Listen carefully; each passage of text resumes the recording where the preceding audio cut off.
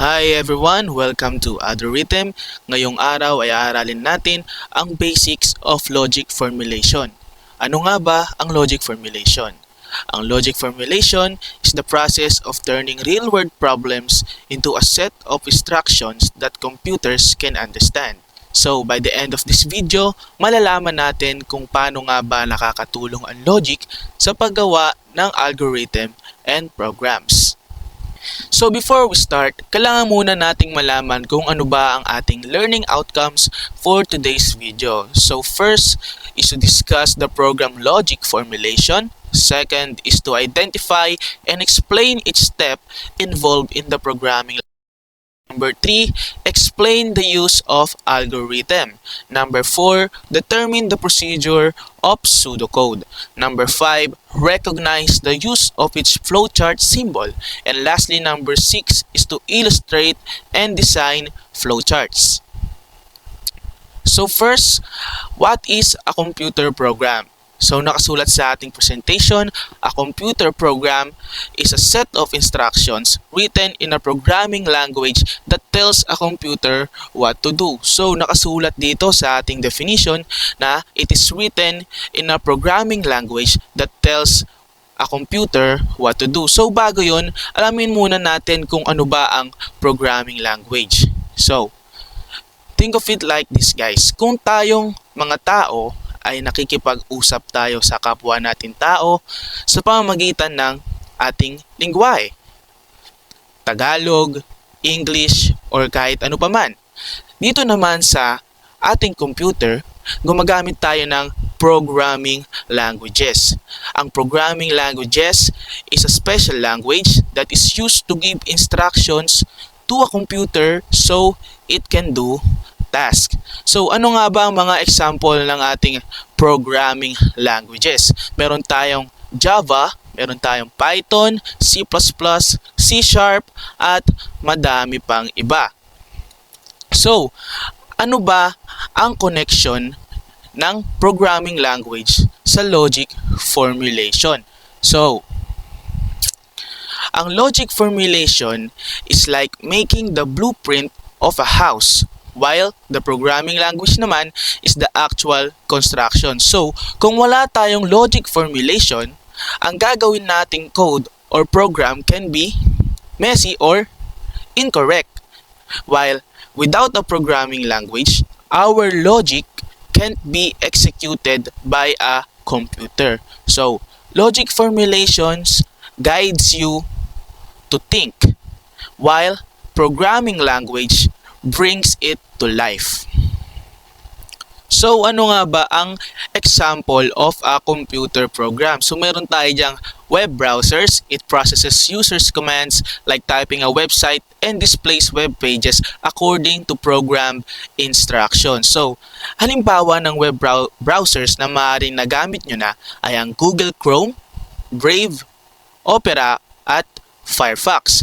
Pangalawa naman natin example ay ang programming languages. So, kakadiscuss ko nga lang kanina, programming languages is a language that is set of instructions written by a programmer to deliver instructions to a computer for it to perform and accomplish a task. So, next naman natin ay ang programming cycle. So, ano nga ba muna ang programming cycle? Ang programming cycle is our roadmap from problem to a finished program. So number 1, meron tayong tinatawag na problem definition. It understand what the problem is and what to be solved. Ang tatandaan natin sa problem definition ay tinatanong nito, what does the program need to do? Ano ba ang kailangan ng program natin para masolusyonan ang problem?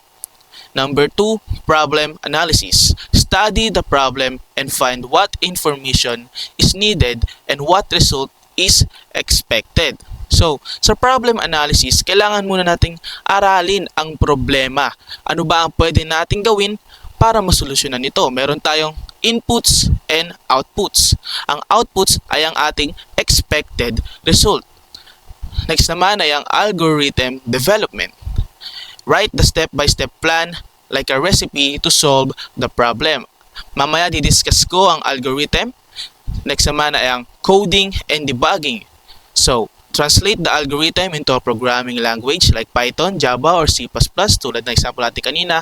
And of course, we have to debug for us to find the problem to our code. So, next naman natin ay ang algorithm. An algorithm is a step-by-step procedure or a set of rules for solving a problem or completing a task. So, think of it like this. Ang algorithm ay parang isang recipe. Sa isang recipe, meron tayong set of instructions na sinusundan para makuha natin ang expected result or kung ano ang gusto nating lutuin. Okay? Meron din naman tayong tinatawag na characteristics of an algorithm. First is we must specify each step or instructions exactly. Dapat ang instructions ay clear and concise. Number 2, there must be a finite number of steps. So finite, dapat merong katapusan ang ating steps dahil kung wala itong katapusan ay wala tayong makukuhang result. Number 3, there must be an output. So ayun nga, output is our result. Next, we have pseudocode.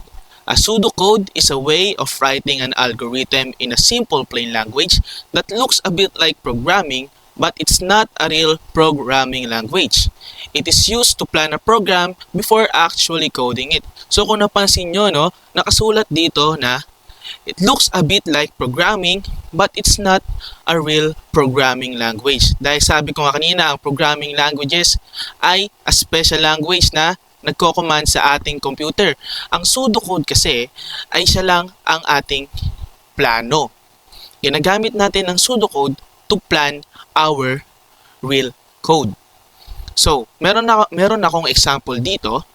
If student's grade is greater than or equal to 75, print pass. Else, print failed. So, ano nga bang ibig sabihin ng example na ito? Kung makikita nyo sa ating first line, if student's grade is greater than or equal to 75. Sinasabi dyan na kung ang grado mo ay mas mataas or sakto lamang sa 75, print pass. Ibig sabihin, ikaw ay pasado. Pero bago yun, ano ba munang ibig sabihin ng if? Ang if ay ginagamit natin to state a condition. So, sulat dyan, if student grade is greater than or equal to 75, yan ang ating condition. Ang if statement ay lagi dapat true. Ang else statement naman ay sinisimbolize ang false. Kung mapapansin nyo, if student grade is greater than or equal to 75, if that is true, then our output will be pass. Else, if that is false, then our output will be failed. So, I also prepare the difference between programming language and pseudocode. So, for programming languages, gumamit ako ng Java. So, makita nyo nga kanina sa pseudocode, para siyang plain English lang na ginamit natin. Samantalang sa Java, meron tayong ginagamit na symbols, meron tayong syntax or rules para gumana ang ating code. So, steps in problem solving. Una is to produce our general algorithm. So, pwede tayong gumamit ng pseudocode or flowchart. Mamaya malalaman natin kung paano gumawa ng flowchart. Number 2 is to refine the algorithm successively to get the step-by-step detailed algorithm that is very close to a computer language. Nakasulat dyan, very close to a computer language ha, pero hindi pa talaga computer language ang gagamitin. Next is number 3, pseudocode is an artificial and informal language that helps programmers develop algorithms. So, nakasulat dyan, no? Pseudocode is very similar to everyday English. Next is flowchart. So, ano nga ba ang flowchart? A flowchart is a diagram that shows the steps of our algorithm or process using different shapes and arrows. So, dito sa flowchart, gagamit na tayo ng shapes and arrows para mapakita natin in a visual way kung paano gumagana ang ating program. Ayan, flowchart symbols. Sa flow lines, gumagamit tayo ng arrows para itutok kung saan ang direksyon ng ating data flow. Meron din tayong terminal block. ginagamit natin ang terminal block para malaman kung saan magsisimula at magtatapos ang ating program. Ginagamit natin dyan ang ovals or rounded rectangles. Tandaan nyo rin guys na a start has no flow lines entering it. So dapat sa start, meron lang dyan nalalabas na flow lines, which is the arrow shape. Sa end shape naman ay meron dapat papasok sa ating terminal block, pero walang lalabas na flow lines. Makikita nyo dyan sa kanan ang ating example. Next naman ay ang initialization block. It is used for declaring and initializing variables needed to solve a certain process. So for initialization block guys, kung makikita nyo dyan sa ating presentation, meron tayo sa loob ng is x equals 15, y equals 30. Ang x and y guys, ang tinatawag nating variables.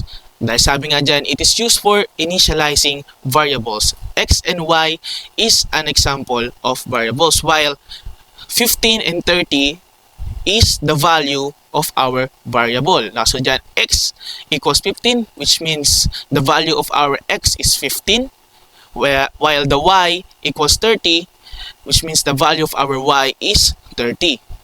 Next naman ay ang process block.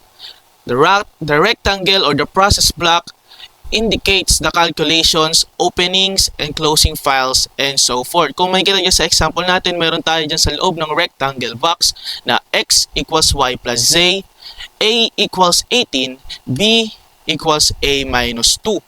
So, kung mapapansin nyo, gumamit tayo ng operators, which is the plus, minus.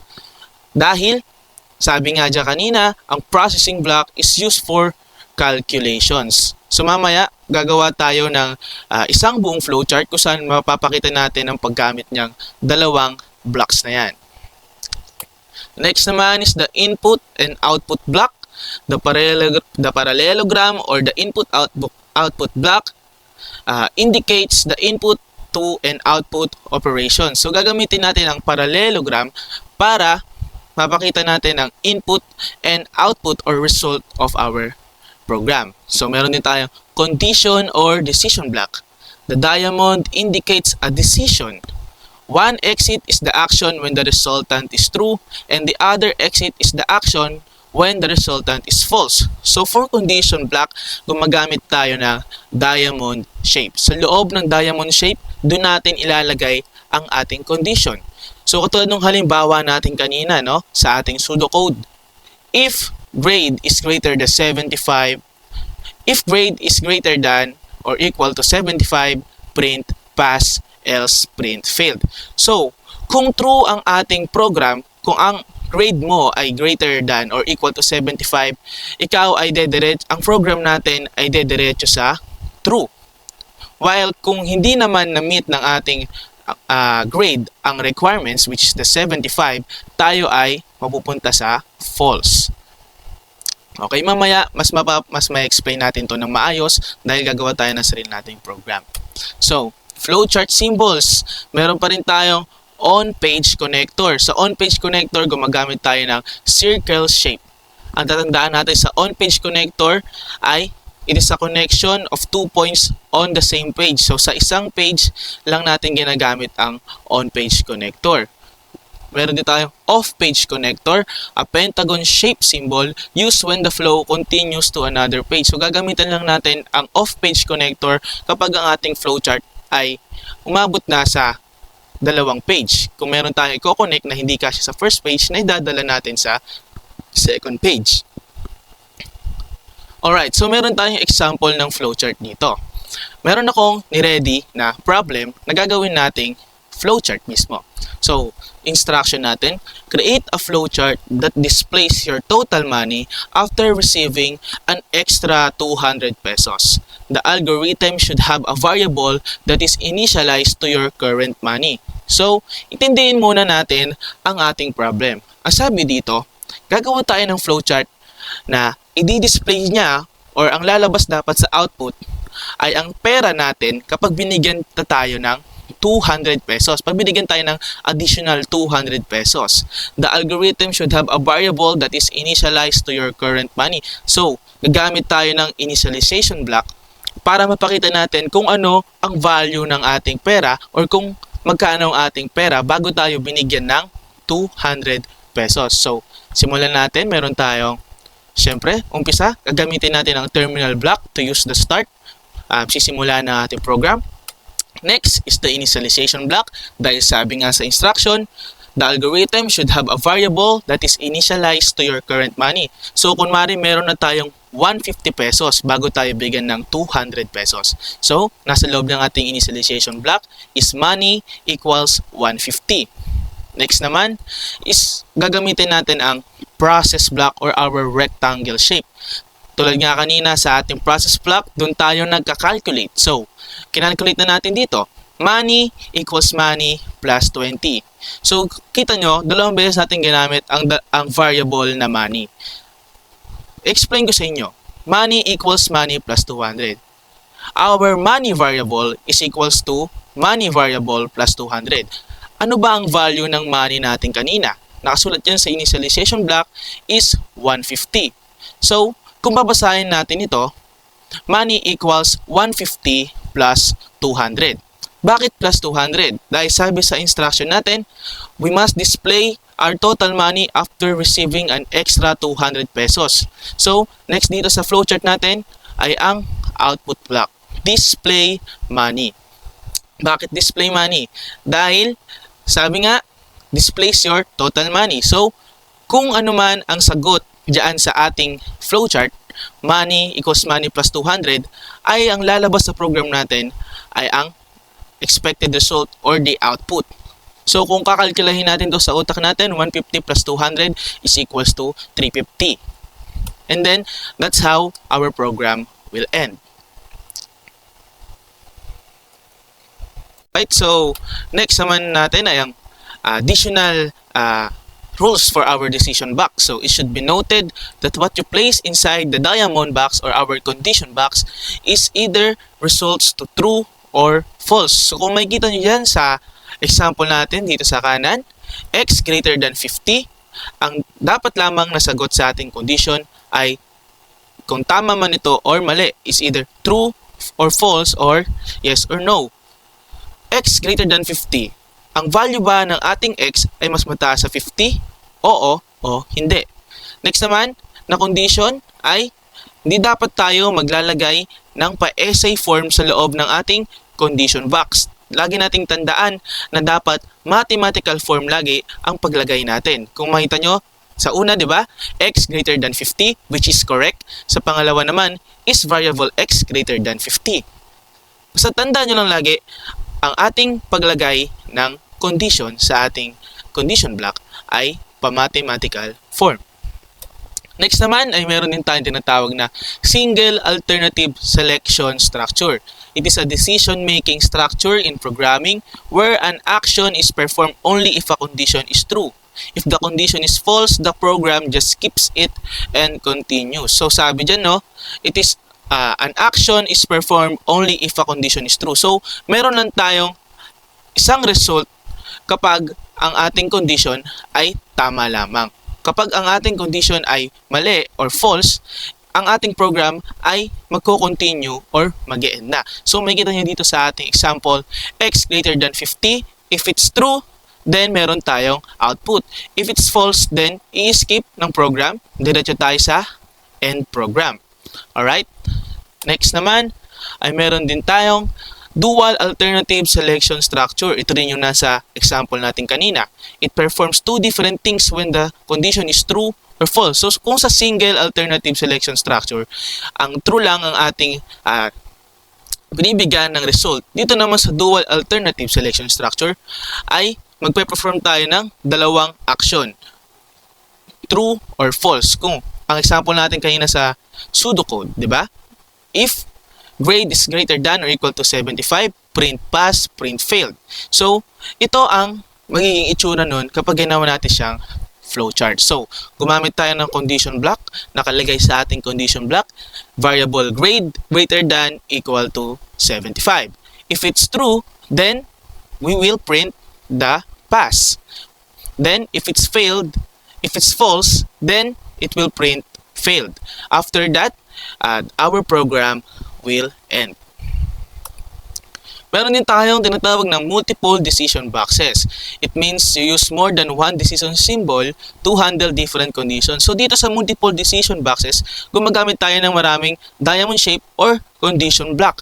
Okay? Meron tayong example dito. Okay, meron tayong problem. Tatry natin itong gawing flowchart. Ayan, nandiyan na sa kaliwa ang ating flowchart. So, basahin muna natin ang instruction. Create a flowchart that asks the user to enter a day number from 1 to 3. If our user entered number 1, ang ipiprint niya dapat ay Monday.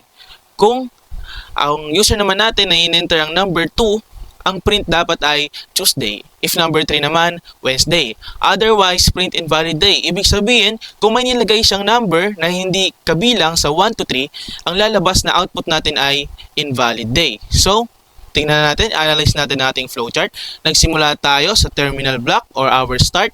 Then, after that, we initialize our value, the value of our variable, x equals 0.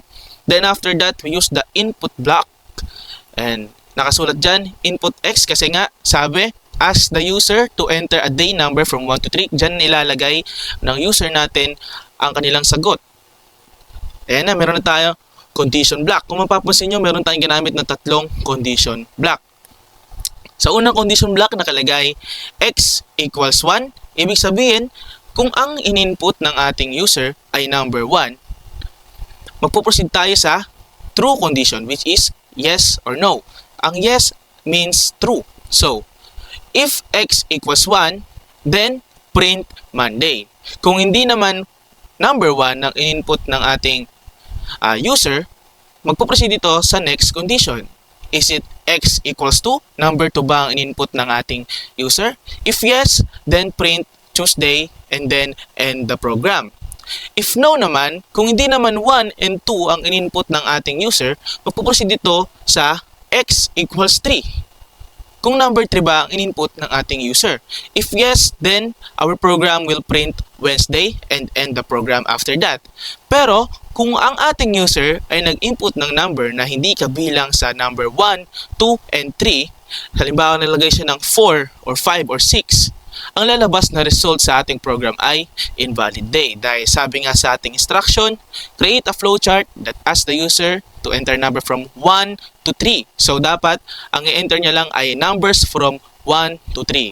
If the user put a number that is not on the condition, then it will print invalid day. So doon nagtatapos ang ating lesson about logic formulation. So before this video ends, I hope you guys learned something and please don't forget to like and subscribe.